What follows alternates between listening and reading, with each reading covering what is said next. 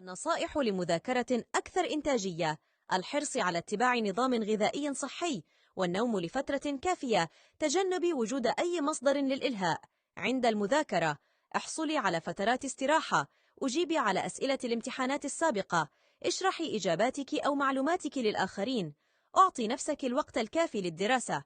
إرشادات ليوم الامتحان: احتفظي بهدوئك وخذي نفسا عميقا، اقرأي ورقة الامتحان كاملة قبل البدء بالإجابة، نظمي وقت الإجابة، انتقلي إلى السؤال التالي. إذا تعثرت في إجابة سؤال ما، اقرأي الأسئلة بعناية وتأكدي من حل كل سؤال بالشكل الصحيح.